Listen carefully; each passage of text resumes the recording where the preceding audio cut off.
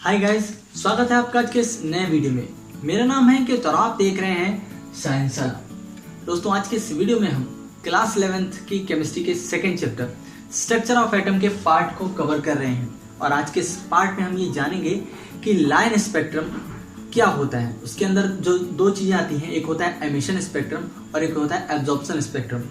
दोनों क्या चीजें होती हैं और हम उन्हें किस तरीके से समझ सकते हैं। तो उसको समझाने के लिए हमारे पास एक पूरा एक्सपेरिमेंट है जिसको 2 स्टेप में हमने कंप्लीट कर रखा है। हमने यहाँ पर देख रहे हैं ए स्टेप हमारे पास है और हमारे पास एक स्टेप है बी। तो हम पहले समझते हैं कि स्पेक्ट्रम क्या होता है, इसकी हमें जरूरत क्यों है। गाइज, इससे पहले हम पिछले पार्ट में फोटो इलेक्ट्रिक इफेक्ट को बहुत अच्छी तरीके से समझ चुके हैं। तो आप इस चैप्टर के कुछ पार्ट या फर्स्ट चैप्टर के कुछ पार्ट अगर आप देखना चाहते हैं तो आप आई बटन पर क्लिक करके देख सकते हैं, या हमारे आप चैनल की प्लेलिस्ट में जाकर आपको सारे पार्ट मिल जाएंगे, सारी वीडियोस मिल जाएंगे।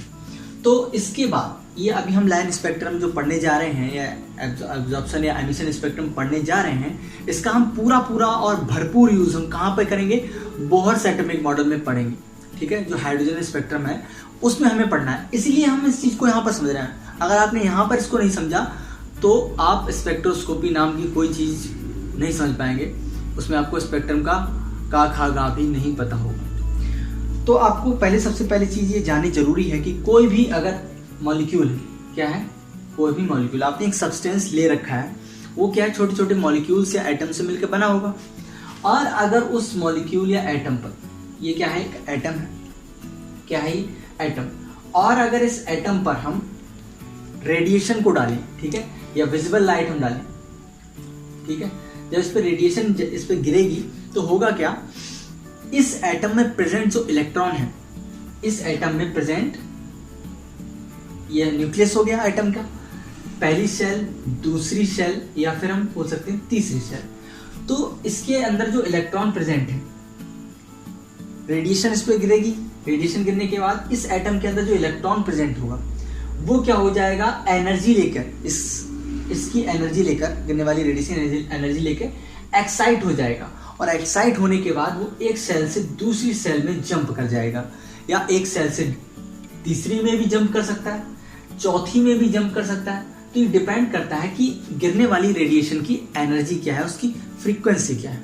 ठीक है, तो होता क्या है, जब एटम में प्रेजेंट इलेक्ट्रॉन एक्साइटेड हो जाता है, और एक्साइटेड होने के बाद इस एनर्जी लेवल, ये वाला एनर्जी लेवल जहां पर इलेक्ट्रॉन पहले होता है, उसको हम लोअर एनर्जी लेवल या ग्राउंड स्टेट बोलते हैं। उससे ऊपर, उससे जंप कर वो हायर एनर्जी लेवल या हायर एनर्जी स्टेट में पहुंच जाता है। और वहां पर पहुंचने के बाद वो इलेक्ट्रॉन कैसा बोला जाता है, अनस्टेबल बोला जाता है। हम बोलते हैं कि अब इलेक्ट्रॉन अनस्टेबल हो गया है। अब हर कोई स्टेबल होना चाहता है, तो इलेक्ट्रॉन क्या करता है, उस ली गई एनर्जी को वापस से छोड़ देता है, वापस से छोड़ देगा, इसमें से एनर्जी निकल जाएगी, एमिट करेगा, और एमिट करने के बाद वापस से अपनी ग्राउंड स्टेट में आने की पूरी कोशिश करेगा। ठीक है, तो इस तरीके से एक इलेक्ट्रॉन बिहेव करता है किसी भी रेडिएशन के प्रति। ठीक है, जो रेडिएशन उससे मिलती है, ठीक है, उससे लेने के बाद ये सारी प्रोसेस करना चाहता है एक एटम, उसमें प्रेजेंट इलेक्ट्रॉन। ठीक है, तो अब इस पूरी प्रोसेस, ये जो मैंने आपको समझाया, इसमें 2 चीजें यहां शामिल आती हैं, 2 चीजें आपके सामने निकल के आएंगी, वही समझनी है आपको इस पूरे सब सिस्टम में। पहली चीज होगी एब्जॉर्प्शन स्पेक्ट्रम, ठीक है, स्पेक्ट्रम, ठीक है। दूसरा होगा एमिशन स्पेक्ट्रम। मैं आपको ये इसलिए समझा रहा हूं ताकि आपको ये एक्सपेरिमेंट समझने में बहुत आसानी हो। ये दोनों चीजें कैसे इसमें शामिल हुई, देखो, मैंने कहा ये रेडिएशन इस पे गिरी, ये रेडिएशन इस पे गिरी, गिरने के बाद इसने एनर्जी क्या की, अब्सॉर्ब की, एनर्जी अब्सॉर्ब करने के बाद ये एक्साइटेड हो गया। एक्साइटेड होने के बाद वो क्या किया, उसने सेल जो थी वो जंप कर गया, एक सेल से दूसरी सेल में जंप कर गया। वहां पर ये अनस्टेबल था, अनस्टेबल करने के लिए इसने एनर्जी छोड़ दी थी। तो यहां पर एनर्जी अब्सॉर्ब की और यहां पर एनर्जी इसने एमिट की। ठीक है, तो जिस फ्रीक्वेंसी की लाइट इसने एब्जॉर्ब की है, ठीक है, मानो इसने 100% इस पर रेडिएशन गिरी, 100% लेने के बाद क्या किया, ये एक्साइटेड हो गया। एक्साइटेड होने के बाद इसने एनर्जी जो थी वो केवल 30% छोड़ी। 100% इस पे एनर्जी इसने पहले ली थी, लेने के बाद इसने केवल जो एनर्जी एमिट की थी अपने बाहर निकाली थी ताकि वो ग्राउंड स्टेट में आ पाए, ठीक है, तो वो केवल 30% निकली। इसका मतलब क्या हुआ, 70% एनर्जी इस मॉलिक्यूल या एटम के द्वारा अब्सॉर्ब कर ली गई, इसने अब्सॉर्ब कर रखी है। तो इस एटम, ये जो हमने सब्सटेंस ले रखा है या मॉलिक्यूल ले रखा है, उसके द्वारा जो एनर्जी, जो रेडिएशन की एनर्जी या फ्रीक्वेंसी, जिस फ्रीक्वेंसी की रेडिएशन अब्सॉर्ब कर ली जाएगी, जिस भी फ्रीक्वेंसी की जो रेडिएशन होगी या विजिबल लाइट गिर रही है वो अब्सॉर्ब कर ली जाएगी, तो वो स्पेक्ट्रम, ठीक है, वो स्पेक्ट्रम जो होगा वो अब्सॉर्प्शन स्पेक्ट्रम बोला जाएगा। और जो एमिट किया जाएगा उस इलेक्ट्रॉन के द्वारा, या हम कह सकते हैं एटम के द्वारा, तो वो एमिशन स्पेक्ट्रम बोला जाएगा। तो ये दोनों चीजें जो होती हैं वो लाइन स्पेक्ट्रम के ही अंतर्गत आती हैं, उसी के मीडियम में रहती हैं, ठीक है। तो ये तो हमारा हो गया बेसिक कॉन्सेप्ट, जो जहाँ पे आपको समझना है कि एक एटम एक रेडिएशन के सामने कैसा बिहेव करता है, ठीक है, उसकी कैसी हरकतें होंगी, कैसा वो रिएक्ट करेगा उसके सामने। तो ये बेसिक था। अब हम चलते हैं अपने इस एक्सपेरिमेंट की तरफ, आपको समझने में बहुत आसानी होगी, ठीक है।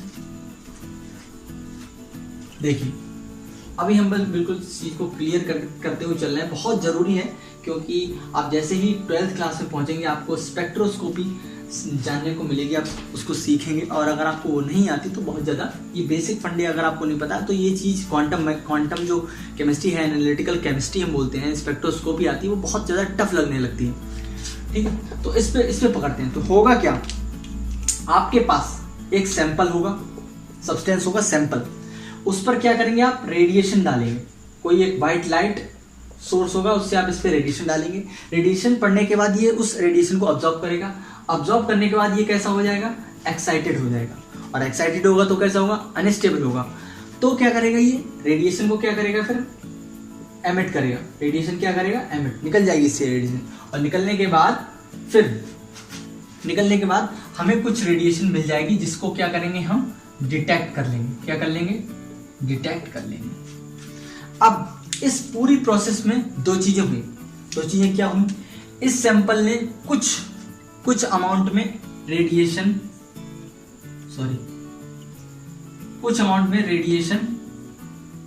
अब्सॉर्ब कर ली। क्या कर ली दोस्तों, अब्सॉर्ब कर ली, ठीक है। और कुछ रेडिएशन अपनी ग्राउंड स्टेट को लेने के लिए क्या कर दी होगी, एमिट कर दी होगी। क्या कर दी होगी, एमिट कर दी होगी। और बाकी जो बचेगी, मतलब जो एमिट कर दी, इसको क्या किया हमने, मतलब जो बची हुई वो हमारे पास यहाँ पे आ गई, ठीक है। ये हमारा स्पेक्ट्रम हो गया, हमें पता चल गया कि रह कौन सी गई, ठीक है। देखिए जरा, अब हमें ये पता करना है इसके अंदर रह कौन सी गई और एमिट करके हमें मिल कौन सी गई। दो चीजें पता करनी वाली। उन दोनों चीजों के लिए ही हमने यहाँ पर दो अलग अलग स्टेप्स दिखा रखे हैं कि यहाँ पे हमारे लिए एमिशन स्पेक्ट्रम मिले और यहाँ पर हमारे लिए एब्जॉर्प्शन स्पेक्ट्रम मिले। तो वही देख रहे हैं, ठीक है। देखिए,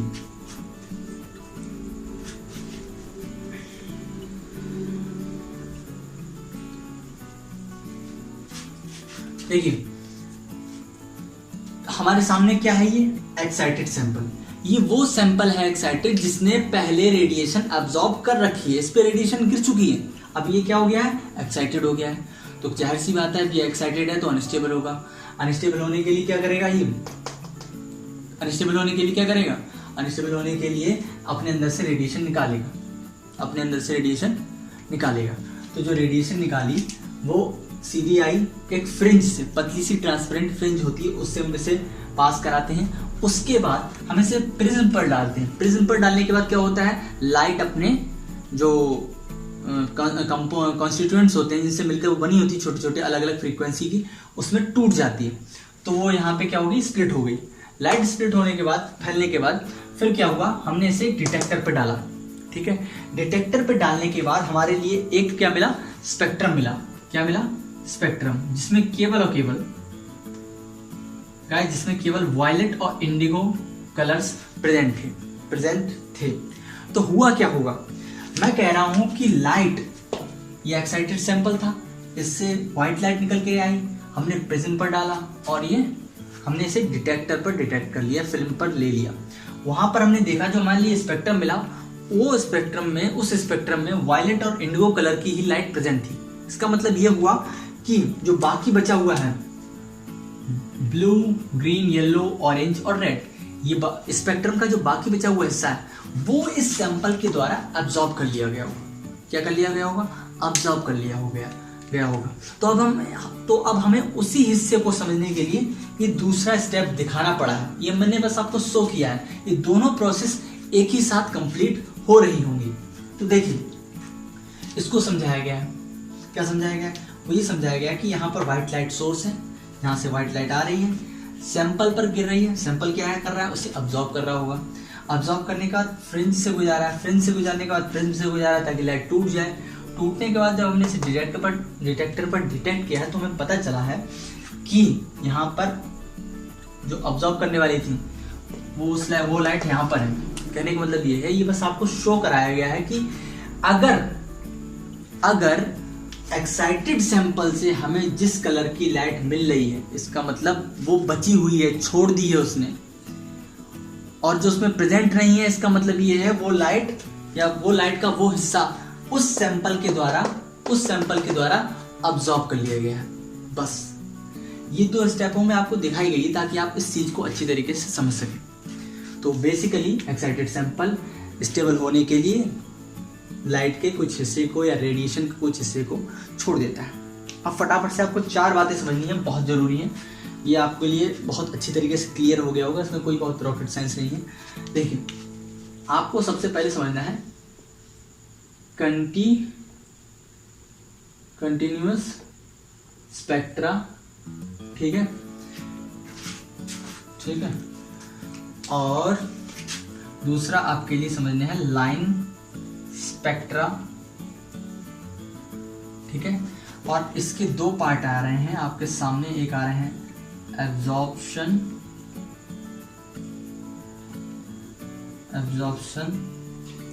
स्पेक्ट्रा और दूसरे हैं एमिशन स्पेक्ट्रा। ठीक है, तो कंटिन्यूअस स्पेक्ट्रा क्या होता है?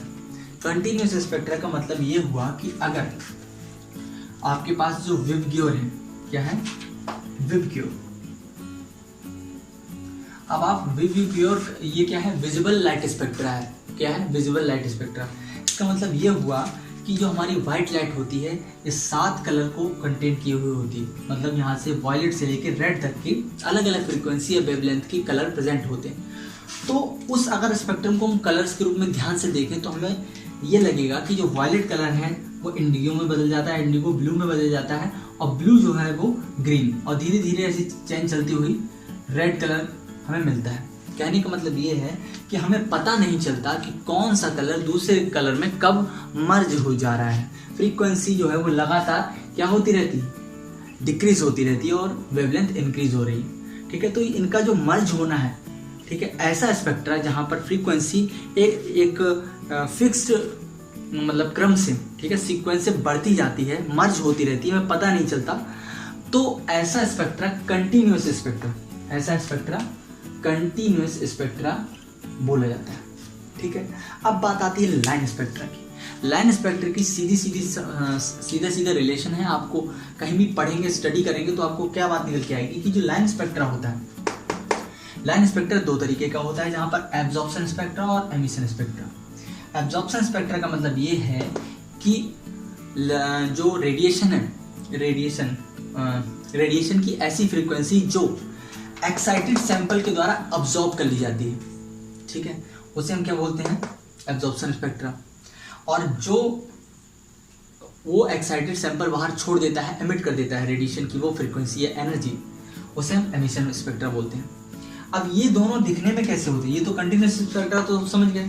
जो एब्जॉर्प्शन स्पेक्ट्रा होता है या एमिशन स्पेक्ट्रा होता है, ये देखिए हमारे पास बना हुआ है, इनके बीच में ब्लैक लाइन होती है। ठीक है, जहां पर भी एनर्जी या फ्रीक्वेंसी नहीं प्रेजेंट होती है, यहाँ पर वहां पर क्या होता है, बीच बीच में इनके ब्लैक कलर जो होता है, मेरे पास कलर है नहीं, लेकिन क्या होता है, मान लीजिए यहाँ पर येलो कलर है और ऑरेंज कलर है, येलो एंड ऑरेंज। तो अगर येलो और ऑरेंज के बीच की फ्रीक्वेंसी कुछ अगर ये सैंपल एमिट नहीं कर पा रहा है, तो वहां पर आपके लिए जो डिटेक्टर होगा या जहां पर स्पेक्ट्रम बनेगा, वहां पर बीच बीच में काली जो होंगी फिल्म जैसी लाइनें, ठीक है, स्पेक्ट्रल लाइंस देखने को मिलेंगी। वो स्पेक्ट्रम कभी कंटिन्यूअस नहीं होगा, ठीक है। तो इस तरीके से बात आती है हमारे इन स्पेक्ट्रास की। और जो हमारे सैंपल होते हैं, सब्सटेंस होते हैं, उन पर जो रेडिएशन वर्क करती है, रेडिएशन और सैंपल का मेल होता है, ठीक है, उनसे नए नए लाइन स्पेक्ट्रा बनाए जाते हैं, स्पेक्ट्रम बनता है। तो ऐसी जो स्टडी होती है, ठीक है, उनकी प्रॉपर्टीज को एनालाइज किया जाता है, वो हमारी स्पेक्ट्रोस्कोपी टेक्निक बोली जाती है, जिसमें हम सैंपल्स पर रेडिएशन को डालते हैं और उनके कलर्स, उनमें पाए जाने वाले एलिमेंट्स, उनकी जांच की जाती है, ठीक है। कुछ नहीं करना होता, हमारे पास सैंपल होता है, रेडिएशन डालते हैं, उससे जब लाइट वापस आती है एमिट होकर, तो हमें उस सब्सटेंस में प्रेजेंट एटम या उस सब्सटेंस में कौन कौन से एलिमेंट प्रेजेंट है, इसकी जानकारी हमें बस लाइट देख के पता चल जाती है, उसकी स्पेक्ट्रल लेंस को देख के पता चल जाती है, ठीक है। तो इसके बारे में कभी पूरी एक डिटेल वीडियो में बात करेंगे कि कैसे हम इस सब का यूज स्पेक्ट्रोस्कोपी में करते हैं। तो उसमें इतने कुछ प्रॉब्लम वाली बात नहीं है। आगे अगली जो पार्ट होगा उसमें हम लेके आएंगे कि जो बोहर का हाइड्रोजन एटम का जो स्पेक्ट्रम है वो कैसे काम करता है, वो उन्होंने कैसे बनाया है, ठीक है, उससे रिलेटेड कैसे क्वेश्चंस आ जाते हैं। बहुत ही इंपॉर्टेंट टॉपिक होने वाला है वो। आपसे रिक्वेस्ट है वीडियो को जरूर देखें। ऐसी ही रेगुलर वीडियोस के लिए हमारे चैनल साइंसशाला को सब्सक्राइब करें और जल्दी से जल्दी हमारे चैनल के 1000 सब्सक्राइबर आप कराएं, जिससे कि हम रेगुलर लगातार धमाकेदार लाइव वीडियोस के साथ आपके सामने हाजिर हूँ। तो तब तक के लिए गुड बाय। मैं मिलूंगा हमारी अगली वीडियो में।